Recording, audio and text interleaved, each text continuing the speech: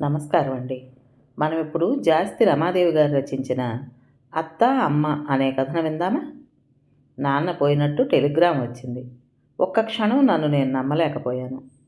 2-3 సార్లు దాన్ని చదివి నిజమేనని నిర్ధారించుకున్నాక ఎంత సంతోషం వేసిందో. పూర్వం రావణాసురుడు, నరకాసురుడు లాంటి రాక్షసులు చచ్చిపోతే ముల్లోకాలు సంతోషించాయి అంటారే, అంతకన్నా ఎక్కువగానే సంతోషించాను. గొప్ప పీడ వదిలిపోయినందుకు ఎంతో నిశ్చింతగా అనిపించింది. దేవతలు పూలవాన కురిపించే ఉంటారు తప్పకుండా, నాకు కనిపించలేదంతే. ఎంతైనా కన్నతండ్రి కదా, మనసులో ఎక్కడో మూల బాధపడకుండా ఉంటానా? ఓదార్చాలని కాబోలు. లలిత నా వైపే చూస్తుంది అప్పటి నుంచి. పిచ్చిది. నేను లలితను చూస్తూ కులాసాగా నవ్వాను. అదేమిటి అట్లానే కూర్చున్నావు, వెళ్ళవా ఏమిటి?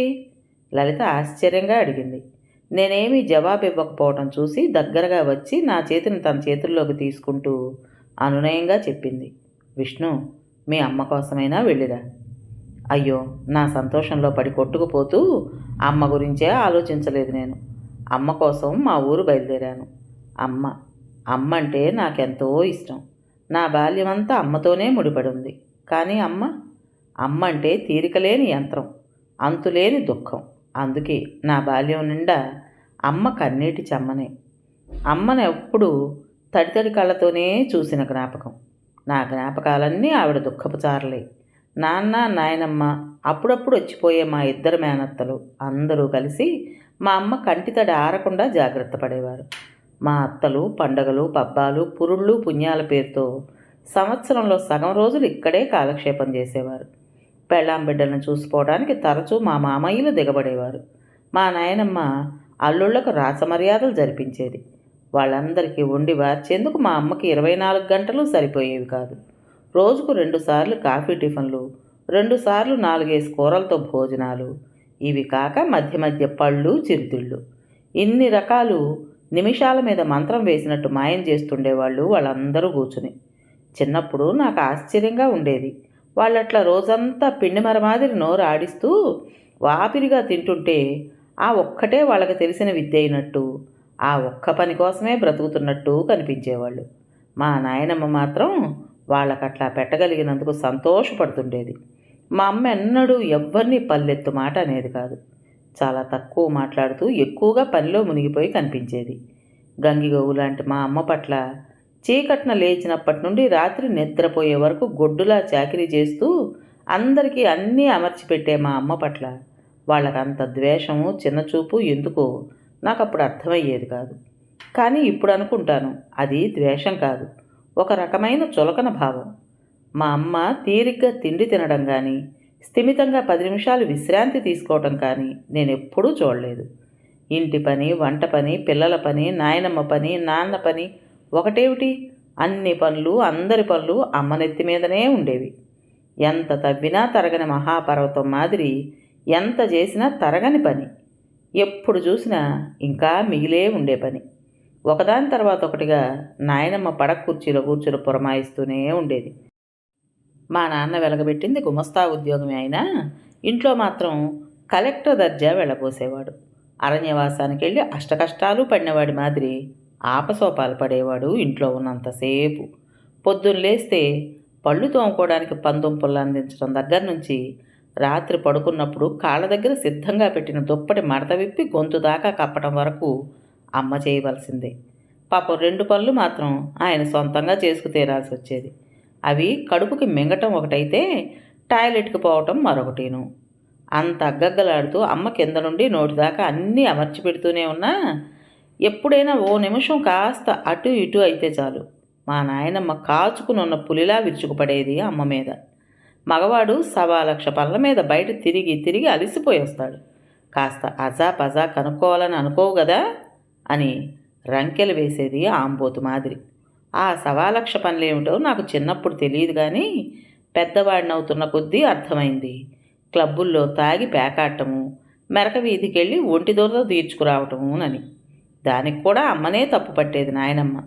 ఇంట్లో ఆడది ఈసురోమంటూ ఉంటే కాస్త కండా గుండె ఉన్న మగాడు తిరక్క ఏం చేస్తాడు అనేది అమ్మని ఈసడింపుగా చూస్తూ. అవి కండా గుండె ఉండి చేసే పనులు కాదు, ఒంటికి కావరం పట్టి చేసే పనులు అని నేను మొదటిసారి గొంతు విప్పిన రోజున ఇంట్లో పెద్ద యుద్ధమే జరిగింది. నా వీపు విమానం మోత మోగింది. అమ్మకి అరడజన కాన్పులైనా నేను మా అక్క మాత్రమే బతికి బట్టకట్టాం. ఉన్నది ఇద్దరమే అయినా మాకే ముద్దు ముచ్చట్లు దక్కలేదు, నాన్న నుండి కానీ నాయనమ్మ నుండి కానీ. అందువల్ల అస్తమానం అమ్మ కొంగు పట్టుకుని తిరుగుతుండేవాళ్ళం.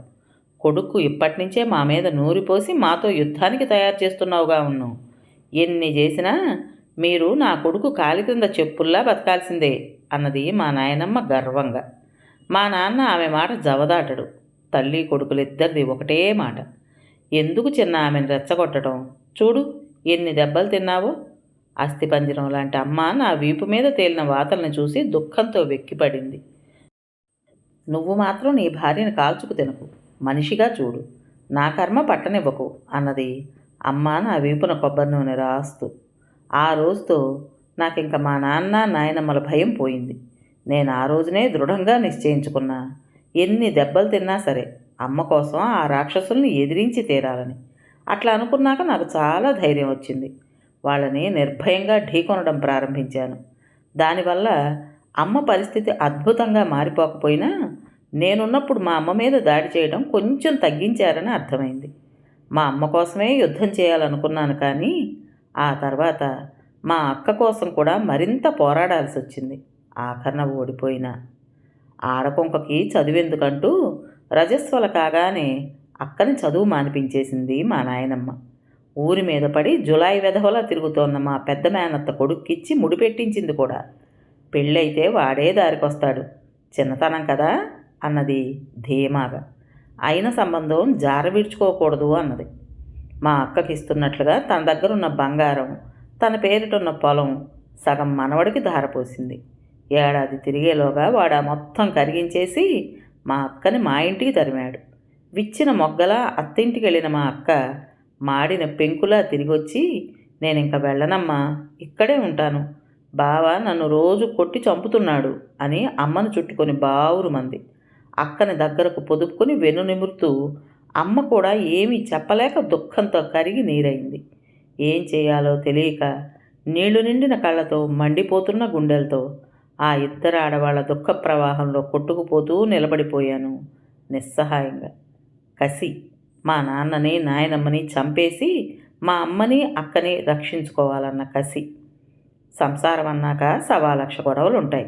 దానికోసం మొగుడిని వదిలేసి పుట్టింట్లో పడి ఉంటారా? ఎంత అప్రదిష్ట! నేను నచ్చ చెప్తాలే బావకి, పదపదమంటూ నాయనమ్మ అక్కని బలవంతాన బయలుదేరతీసింది. నాన్న కూడా వంతపాడాడు. చావైనా బతుకైనా పెళ్ళైన ఆడదానికి మొగుడి చేతుల్లోనేనని, అట్లా వచ్చేయకూడదని అక్కను కోప్పడ్డారు. కసాయి వెంట మేకల అక్క నాయనమ్మతో వెళుతుంటే అమ్మ నేను దిగాలుగా చూస్తుండిపోయాం. నాయనమ్మ తిరిగొచ్చాక 10వ రోజున కబురొచ్చింది, అక్క వంట చేస్తూ చీరంటుకుని కాలి మసైపోయిందని. అంతా అబద్ధమని, బావ కొడితే తగలరాని చోట దెబ్బ తగిలి అక్క చచ్చిపోతే ఆ తర్వాత అందరూ కలిసి కిరసనాయిలు పోసి అంటించారన్నది ఇరుగు పొరుగుల ద్వారా మాకు తెలిసిన నిజం.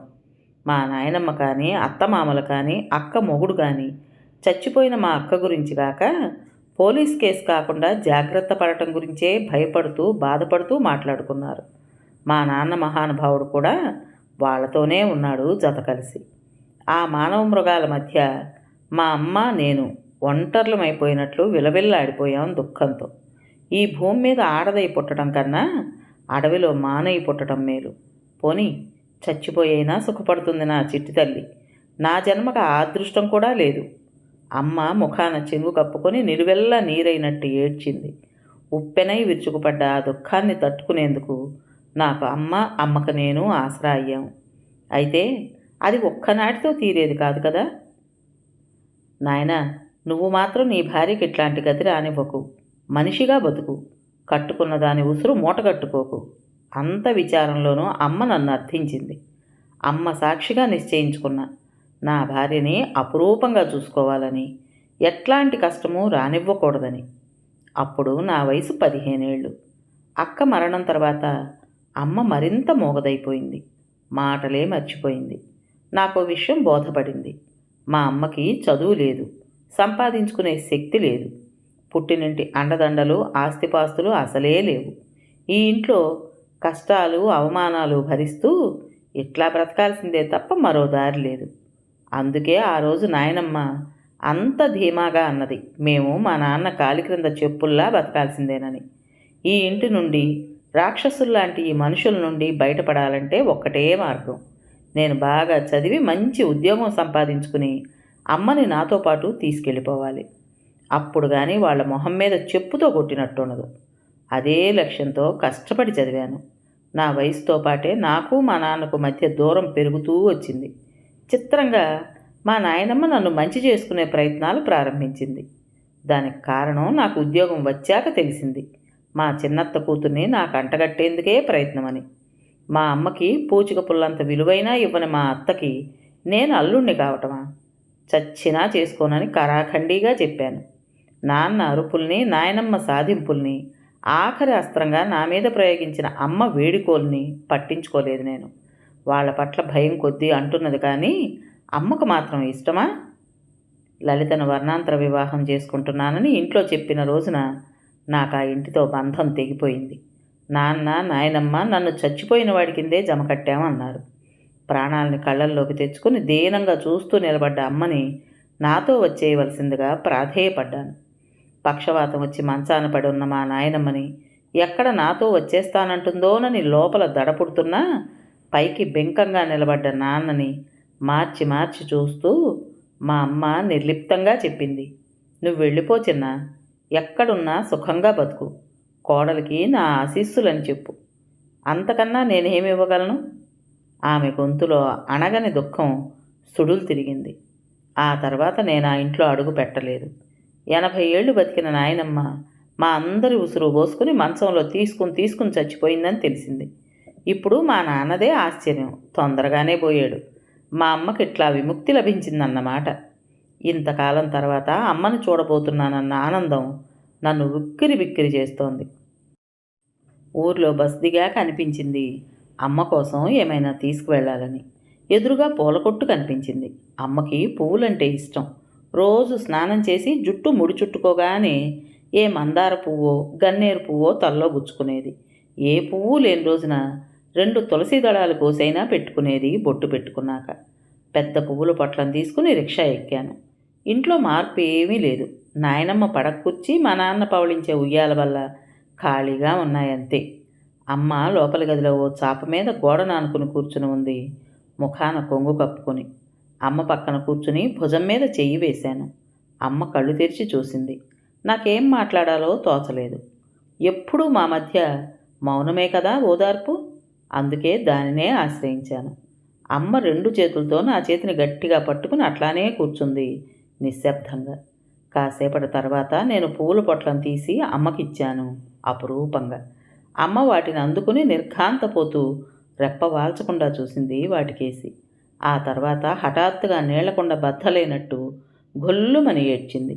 నేను స్పృహలోకి వచ్చాను. ఇంకా అమ్మ పువ్వులు పెట్టుకోదుగా ఉన్ను. నాన్న బ్రతికి అప్పుడు నవ్వుల్ని, చచ్చి ఇప్పుడు పువ్వుల్ని దూరం చేశాడు అమ్మకు. దుర్మార్గుడు. నేను లేచి యువతలకు వచ్చాను. ఇక్కడ వ్యవహారాలన్నీ చక్కబెట్టి అమ్మని తీసుకుని బయలుదేరేటప్పటికి 20 రోజుల పైనే అయింది. మీ నాన్న నీకోసం ఏమీ మిగల్చనే లేదు చిన్న అన్నది అమ్మ శూన్యంగా ఉన్న నట్టింటికేసి చూస్తూ. నిన్ను ప్రాణాలతో మిగిల్చాడు, నాకది చాలదు. నేను అమ్మ ఒడిలో తలదాచుకున్నా. ఆస్తి అంతా అమ్మితే గానీ అప్పులు తీరలేదు. నిరాధారంగా మిగిలింది అమ్మ. అయితేనే నేను లేను. తలనిమురుతోన్న అమ్మ స్పర్శ గొప్ప సంతోషాన్ని, ఉత్తేజాన్ని నింపుతున్నది నాలో. లలిత, పాప గుర్తుకొస్తున్నారు పదే పదే. అమ్మ గురించి విని విని ఇప్పుడు లలితకు కూడా అమ్మ బాగా తెలుసు చూడకపోయినా. తనకు కూడా ప్రేమే అమ్మంటే. అమ్మతో సహా ఆ రోజే బయలుదేరాను. నా చిన్ని సామ్రాజ్యం, దానికి మహారాణి నా లలిత. అమ్మకు పరిచయం చేశాను. లలిత సాదరంగా ఆహ్వానించింది అమ్మని. చిన్నారి శారదని అమ్మకు అందించి అడిగాను, అమ్మా, పాప నవ్వితే అచ్చం అక్క నవ్వినట్లు లేదు, పేరు కూడా అక్కదే. అమ్మ నా ముఖంలోకి చూసింది తడిగా. ఆ చూపులో ఇంకా నువ్వు మర్చిపోలేదా అక్కని అన్న భావం ఉంది. పాపని గాఢంగా గుండెలకు హత్తుకుంది. అమ్మను సంతోషంగా ఉంచేందుకు లలిత, నేను పోటీలు పడసాగాం. పాపతో ఆటాపాటలు తప్ప అమ్మని ఒక్క పని చేయనివ్వడం లేదు. వంట పని నేను, లలిత ఎవరికి వీలైతే వాళ్ళని చేసేస్తాం. సెలవు రోజు ఇద్దరం కలిసే చేస్తాం. ఎవరం చేసినా అమ్మకి ఏమిష్టమో, ఏం తినాలనుందో అడిగి మరీ చేస్తాం. మాటలే రానట్లు, మాట్లాడటమే మర్చిపోయినట్లు ఉండే అమ్మ ఇప్పుడు గలగలా మాట్లాడుతోంది, గబగబా మాట్లాడుతోంది. ఎప్పుడు అమ్మ చిరునవ్వైనా ఎరగని నేను అమ్మ ఇప్పుడు ఇట్లా హాయిగా నవ్వుతుంటే గొప్ప విజయం సాధించిన వాడికి మళ్ళీ పొంగిపోతున్నా. చూసావా ఎట్లా నవ్వుల పువ్వులు పూయిస్తున్నానో అమ్మ ముఖంలో అన్నట్లు గర్వంగా చూస్తా లలితకేసి. నీ సంతోషమే నా సంతోషం అన్నట్టు లలిత మధురంగా నవ్వుతుంది. చూస్తూ చూస్తూ 2 నెలలు గడిచిపోయాయి. అమ్మకి ఈ వాతావరణం బాగానే అలవాటైపోయింది. రోజు వంట నువ్వు చేయడం ఏమిటి చిన్నా అన్నది అమ్మ ఓ రోజు పప్పుచారు తిరగమాత పెడుతున్న నా దగ్గరకొచ్చి. లలిత ఆఫీస్ నుండి లేటుగా వస్తానని చెప్పింది ఈరోజు. ఒక్క వంట ఏమిటి, బరువు పనులన్నీ నేనే చేస్తా, లలిత చేయలేదని. లలితకి ఒక కాలుకు పోలియో వచ్చింది చిన్నప్పుడు. లలిత కూడా ఉద్యోగం చేస్తున్నది కదా. ఇద్దరం కలిసి ఇంటి పని చేసుకోకపోతే కష్టం కాదు తనకి. నేను నవ్వుతూ జవాబిచ్చాను. ఏ నీ ఒక్కడి జీతంతో ఇల్లు గడవదా? చంటిదాన్ని వదిలేసి ఆ ఉద్యోగం చేయకపోతేనే? పాపం లలిత కష్టపడుతున్నదని కాబోలు అమ్మ తాపత్రయం. ఇల్లు నడిచేది నా జీతంతోనే అమ్మా. లలిత జీతం వాళ్ళ నాన్నకిస్తుంది, నేను నెమ్మదిగా చెప్పాను. ఏమిటి? అమ్మ ముఖంలో అంతులేని ఆశ్చర్యం. అవును, లలిత తండ్రి అనారోగ్యంతో రిటైర్ అయ్యారు. ఆ ఉద్యోగమే లలితకిచ్చారు. లలిత వెనక ఇంకా 2 చిన్నవాళ్ళు ఉన్నారు. వాళ్ళు కూడా చదువు పూర్తి చేసి వాళ్ళ కాళ్ళ మీద వాళ్ళు నిలబడగలిగే వరకు సహాయం చేయొద్దు? అదే చెప్పాను అమ్మతో. ఈ కుంటి పిల్ల కోసం నువ్వు ఇంట్లోంచి వెళ్ళిపోయినప్పుడు కూడా ఒక్క మాట అనలేదు నిన్ను. లక్షణమైన కుర్రాడిని పైసా కట్నం లేకుండా కొట్టేసింది చాలక ఇంకా కూతురు పెళ్ళయ్యాక కూడా ఆవిడ సంపాదన మీదే బతకడానికి ఆ తండ్రికి సిగ్గులేదు? పెళ్ళాన్ని సంపాదించుకొచ్చి వాళ్ళ నాన్న దోసిట్లో పోయమని చెప్పి నువ్వేమో ఆడంగి వెధవలా గిన్నెలు తోముతూ వంటలు చేసుకుంటూ పిల్లదాని ముడ్డి మూతి కడుగుతూ పని మనిషిలా బతుకుతున్నావా? కాస్త మగాడిలా మొగుడిలా బతకడం నేర్చుకో నాయనా. అమ్మ విసవిసా వెళ్ళిపోయింది అక్కడి నుంచి. నేను నిర్ఘాంతపోయాను. అమ్మేనా ఇప్పుడు మాట్లాడింది? అచ్చం నాయనమ్మలా. ఇదేమిటి? అమ్మ కూడా మాటల్ని ఈటెల్లా వడగళ్ళలా ఇట్లా విసరగలదా? ఇది నేను ఎరుగని కొత్త రూపం అమ్మది. ఇంత వికృతంగా ఉన్నదేమిటి? ఎప్పటికో తేరుకున్న భుజం మీద లలిత స్పర్శతో. లలిత ఎప్పుడొచ్చిందో మా మాటలన్నీ విన్నదేమో. గాయపడిన హృదయం కళ్ళలో కనిపిస్తోంది. అయినా పెదవులపై క్షమతో కూడిన చిరునవ్వుతో అంది. విష్ణు, ఆమె ఇప్పుడు నీకు అమ్మ మాత్రమే కాదు, నాకు అత్తగారు కూడా. ఆ పాత్రను ఇట్లాగే పోషించాలని మనకు రూలు కదా. అది ఆమె తప్పు కాదు, ఆమె స్వభావం మంచిదే. నెమ్మదిగా మనం ఆమెను మార్చుకుందాం, బాధపడకు. లలిత గొంతులోని ఆశావాదం నన్ను సేద తీర్చుతోంది. కథ పేరు అత్త అమ్మ. రచించిన వారు జాస్తి రమాదేవి గారు. విన్నారు కదండి. మరి ఈ కథ మీకు నచ్చిందా? నచ్చినట్టయితే లైక్ చేసి మరో నలుగురికి షేర్ చేయండి. అలాగే ఈ కథ పైన మీ విలువైన అభిప్రాయాన్ని కామెంట్ బాక్స్లో తప్పకుండా తెలియజేస్తారు కదా. మరి ఇంత మంచి కథను మనకు అందించిన రైటర్ గారికి మనందరి తరపున మనస్ఫూర్తిగా ధన్యవాదాలు తెలియజేసుకుంటూ, ఇటువంటి మంచి మంచి కథల కోసం కొత్త వాళ్ళు మన ఛానల్ని తప్పకుండా సబ్స్క్రైబ్ చేసుకోండి. రేపు మరో మంచి కథతో మీ ముందుకు వస్తాను. అప్పటి వరకు ఉంటానండి.